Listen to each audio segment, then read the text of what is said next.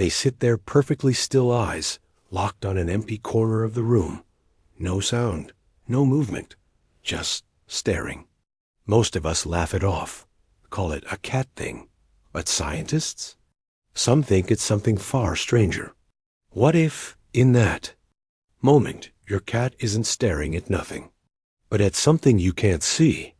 So tell me, next time your cat does this, are you going to ignore it or follow its gaze? It started on an ordinary Tuesday night. The kind of night where the most exciting thing on my schedule was reheating leftovers and mindlessly scrolling through my phone. My cat, Luna, was curled up in her usual spot on the back of the couch, a loaf-shaped bundle of fur, looking as content as ever. But then she moved. Without warning, Luna's head snapped toward the corner of the room. Not a slow, curious glance, the way cats sometimes do when they hear a faint noise, but a sharp, laser-focused turn, like she'd just spotted a mouse. Her ears perked forward, pupils dilated into black saucers. I looked too. The corner was empty, not even a shadow. Probably a fly, I thought. But there was no buzzing, no flitting speck. The air felt still. Luna didn't blink, didn't twitch, didn't look away. She just stared, and stared, and stared. The seconds stretched into minutes. I called her name. Nothing. I clapped my hands. Still nothing. It was like she was somewhere else entirely. Finally, after what felt like an eternity, her body relaxed, and she curled back into her loaf position as if nothing had happened. I tried to shake it off, but the unease settled into my chest. That was the first time, but not the last, that the pattern emerges over the next few weeks. It kept happening, always in the same way, sudden, frozen attention toward what seemed like nothing. Sometimes it was the corner by the bookshelf. Other times it was the spot above my bedroom door. Once, chillingly, it was right over my shoulder. Each time, I would follow her gaze and see nothing out of the ordinary. No dust, no insects, no moving. Curtains. Just stillness. It got to the point where I started marking it down in a notebook: date, time, location. A strange pattern emerged. Most incidents happened late at night, usually between 1 o'clock and 3 a.m. That detail made my skin crawl. I didn't know I got what the internet said I did, what anyone would do. I asked the internet. The responses fell into 3 unsettling categories. Scientific explanations. People said cats have sharper hearing and vision than humans. They can detect ultrasonic sounds like the squeak of a mouse or the hum of electrical wiring and see in much lower light. Maybe Luna was picking up something my dull human senses couldn't. Paranormal claims. Others were convinced she was seeing something else. Spirits, entities, energy forms, they said. Cats, according to folklore, have 1 foot in our world and 1 in another. Jokes my friends weren't much help either. She's just buffering. Cats do this to mess with you. She's plotting your demise, obviously. The jokes made me smile, but the more it happened, the less I could laugh it off. The night that changed everything, one night, just past 2 a.m., I was in bed reading. Luna was at the foot of the bed, half asleep. Then, in a flash, she sat bolt upright and turned her head toward the door. Her gaze wasn't on the floor, the wall, or the ceiling. It was fixed on the space right above the doorframe. The air in the room felt suddenly heavy, like the moment before a thunderstorm. My skin prickled. Then she did something she had never done before. She hissed.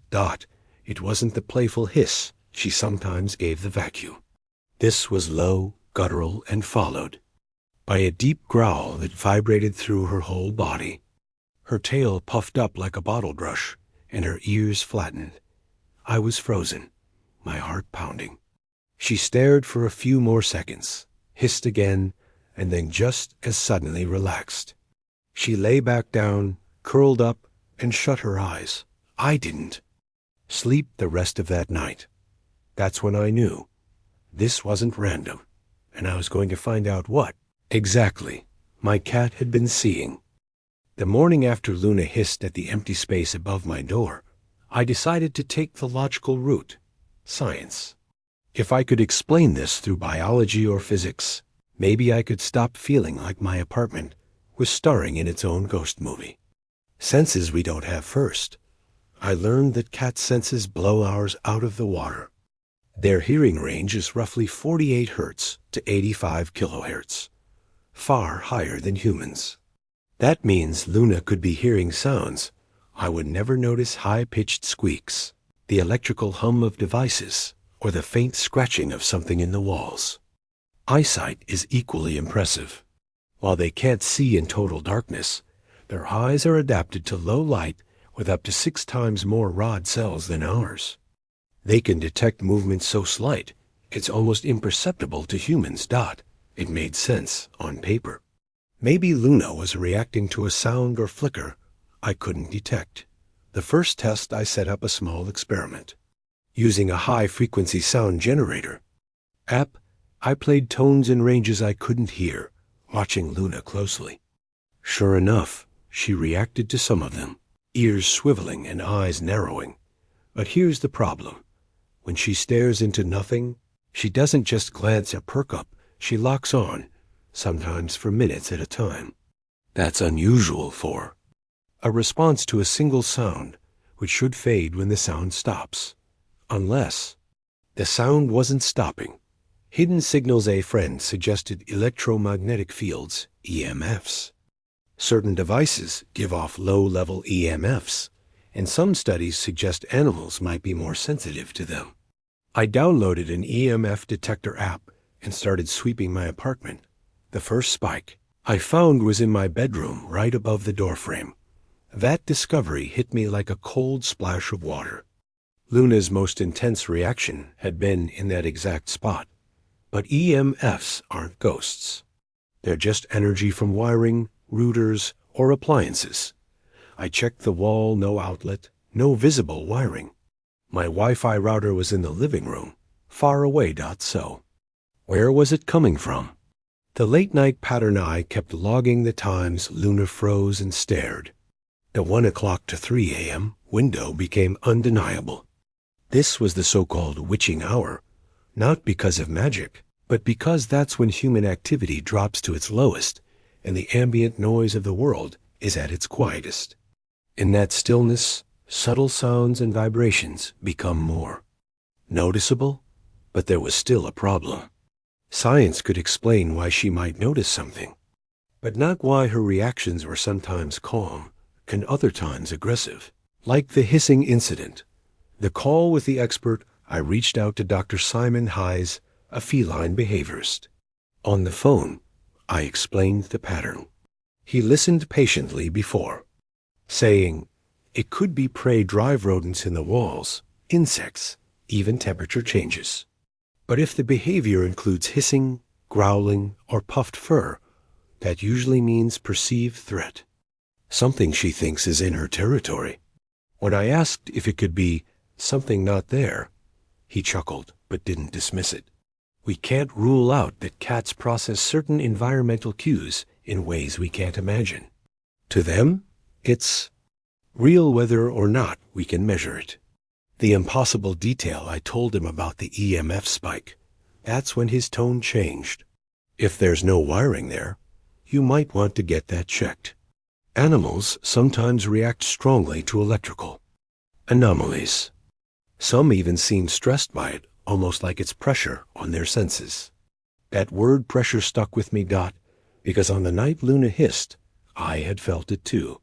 That heavy, charged air. The next step, if I was going to get answers, I had to catch one of these moments as it happened, with proof. I set up a camera in my bedroom, aimed at the doorframe. I bought an audio recorder sensitive to ultrasonic frequencies, and I waited.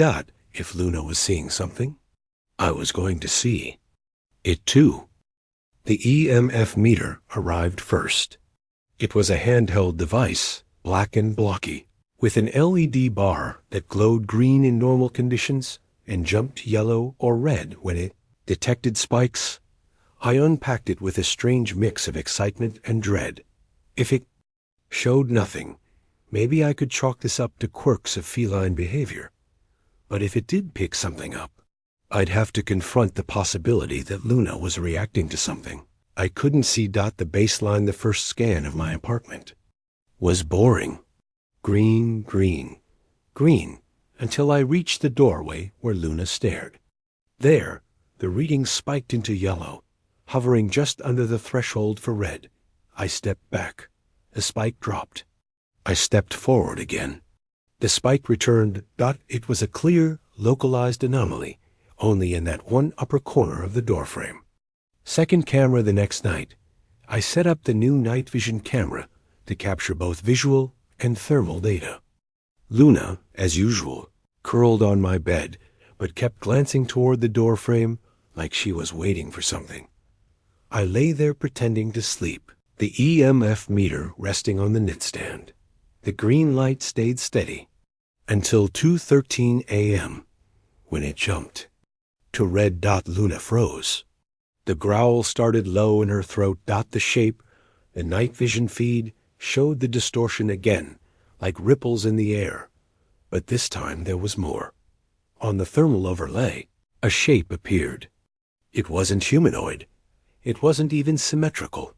It was irregular, almost like a tangle of strands or tendrils, shifting in ways that didn't match heat rising from a normal source. The temperature reading in that spot was colder than the maw. Surrounding air. The movement eye kept the footage running and reached for the EMF meter. Still in red. The LEDs flickered as though the device was being interfered with. The tendrils in the thermal image drifted downward, toward Luna's eye level. She didn't move, just stared, ears flat. Then, without warning, she leapt sideways off the bed. Her tail puffed and her back arched. The shape collapsed in on itself, shrinking until it vanished completely. The EMF reading dropped to green. The data cross-checked when I synced the camera feed with the audio recorder. The match was exact. The signal returned at the same moment the shape appeared, but the pattern was different this time, less structured, more like static with bursts of something hidden inside. My audio friend analyzed it again. This time, he didn't sound intrigued. He sounded uneasy. This isn't interference. It's like someone's trying to hide data in noise, steganography, but in sound. He paused, then added, and if your cat's hearing it, maybe it's meant to be heard. Escalation the following 2 nights. The phenomenon repeated same time window, between 2:10 and 2:20 a.m. But on the 3rd night, something changed. The signal lasted longer. The EMF meter stayed red for almost 3 minutes. Luna kept her distance, crouched low, tail twitching. When it ended, she didn't return to the bed. She sat in the hallway, staring down the dark toward the living room, as if the source had moved. The realization I checked the hallway camera, nothing visible. No shape, no distortion. But the audio recorder in that area had captured the same signal, fainter but still present, whatever this was. It could move. The idea that it wasn't anchored to one spot in my apartment changed everything. If it could travel, it could follow. The next step, I decided I needed to know whether this was confined to my home or if it existed elsewhere. I planned to take the EMF meter, recorder, and night vision camera to another location, somewhere Luna had never been. If the readings followed me, it wasn't the building. It was me. And if Luna reacted there too, then the question wouldn't just be what she was seeing. It would be why it was interested in us. I didn't have to wait long. 2 nights after setting up the camera and ultrasonic recorder, Luna did it again, stiffened mid-groom, ears rotating toward the doorframe like radar dishes. The live moment I watched from bed, pretending to be asleep. Her tail fluffed slightly. She lowered her head, but kept her eyes locked on the upper corner of the doorway. Then came the slow prowl. She inched toward the door, shoulders rolling, every step deliberate. She stopped just below the frame, craning. Her neck up, pupils wide. That's when the hair on my arm stood up. The room had gone still, so still I could hear my own heartbeat. It was the same pressure I'd felt before, like the air was holding its breath. Reviewing the tape in the morning, I transferred the footage to my laptop. For the first 20 seconds, it was just Luna staring. But then, something odd dot at the 21-second mark, the image flickered. Not a full glitch, but a subtle distortion in the air near the doorframe, like heat waves rising from asphalt. I slowed the playback. The distortion pulsed once, then faded dot. It wasn't dust, or light flare, or motion. Blur. This was localized exactly where Luna was looking. The audio surprise, ultrasonic recorder, picked up nothing for the first part of the clip. Then, at the exact second the visual distortion appeared, there was a faint sound, almost too quiet. To detect even with boosted gain dot, it was a high-pitched tone, but not constant. It wavered, and here's the part that made my stomach twist. The wavering sounded rhythmic, patterned, like a sequence. The sequence I exported the audio and ran it through a frequency analysis tool. The peaks and dips weren't random, they formed a repeating cycle every 3.7 seconds. I sent the file to a friend who works in audio forensics. When he called me back, the first thing he said was, "You didn't tell me you were recording digital signals." When I told him I wasn't, he went quiet. Well, whatever this is, it's structured, almost like data transmission.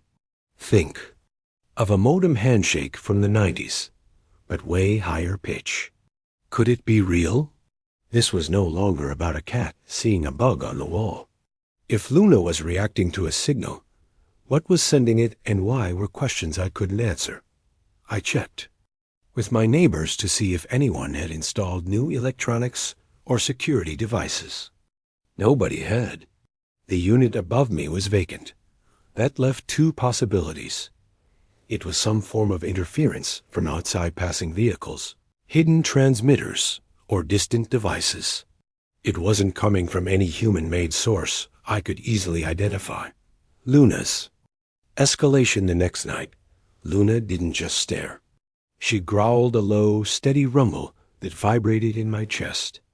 She backed away from the doorframe, but didn't take her eyes off it, as if giving ground to something. The moment she hissed, the audio recorder caught another spike same frequency, but faster. Almost urgent dot, and then silence dot. The decision I realized this wasn't going to stop on its own. If I kept ignoring it, Luna might become more agitated, maybe even start attacking the spot or me. I decided to go all in. I ordered a wide-spectrum electromagnetic field meter, a second camera with night vision, and a portable spectrum analyzer. If this was a signal, I wanted to see everything about it, the strength, the source, and whether it appeared anywhere else. In the apartment. Because if Luna wasn't just staring into nothing, maybe that nothing had been watching us first. I picked a location deliberately far from my apartment, a cabin my cousin owned in the woods, about an hour's drive away. No shared wiring, no urban interference. If the readings still showed up there, I'd have my answer. Luna hated car rides. But she stayed quiet the whole way, wide-eyed and alert, staring out the window at the blur of trees. Setting the stage, the cabin was perfect. Remote, no internet connection, barely any cell signal. I set up the night vision camera in the main room, pointing toward the only doorway. The EMF meter and recorder were positioned on a small table. Luna immediately began sniffing around, tail high. For the first hour, she seemed relaxed, curious, but not tense. I almost convinced myself this would end with nothing. The first flicker at 2:11 a.m. The EMF meter jumped from green to yellow. Luna froze mid-step. Her ears flicked forward, eyes locked on the open doorway. Yellow turned to red. The recorder picked up the faint, structured signal. The cabin was utterly silent. Otherwise no traffic, no hum of appliances. Yet the sound was there, hidden in the static, like a whisper you can't quite make out. The arrival on the thermal feed, the shape began to form again. Same tangled, tendril-like appearance as in my apartment, but sharper, more defined. It wasn't drifting this time. It was coming straight in. Luna backed up, not looking at me, her gaze fixed on the doorway. Her tail lashed once, twice. There. Low growl started again. The EMF meter hit maximum red and stayed there. The step too far. The shape entered the room fully, and for the first time, it appeared on the visual night vision feed, not just thermal. A distortion, like heat waves, but with edges. It moved toward Luna. She retreated until she bumped against the leg of the table, where the equipment sat. The instant her tail touched the EMF meter, the LEDs went haywire, flickering between colors, as if the device couldn't decide what it was reading. Then, the recorder captured a clear, human-like sound, a single word. Not English. Not any language I recognized. The contact Luna didn't run this time. She crouched low, ears flat, and made a sound I'd never heard from her before. A drawn-out, guttural noise that was neither hiss nor growl. The shape stopped moving. The audio signal shifted, still structured, but slower now, like syllables. Being drawn out. Luna responded with another low sound, and then the EMF reading dropped from red to green in an instant. The shape collapsed, fading into nothing. The aftermath. I sat frozen for a full minute before moving. Luna jumped onto the couch beside me and curled into a tight ball, not relaxed, but not trembling either. I checked the recorder. The signal was unlike the others, less like data and more like a conversation. My audio friend later told me the cadence matched call and response patterns. In other words, it was two entities taking turns. The terrifying possibility, if that was true, then Luna hadn't just been reacting to the presence all along. She had been communicating with it. And if she was capable of answering it, then maybe whatever it was could understand her. The question I couldn't stop asking myself was, what did she say? The decision. I packed up the gear and drove home before sunrise. Luna slept the whole way back, her breathing steady.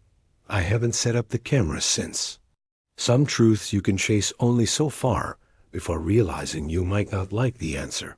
But even now, sometimes at night, I'll see her lift her head from the bed, eyes tracking something I can't see, and I wonder, is she protecting me? Or is she just keeping in touch? Sometimes the most unsettling mysteries aren't out there in the dark. They're already in your living room, watching with eyes you trust. If your cat was seeing something you couldn't, would you want to know what it was? Drop your answer in the comments.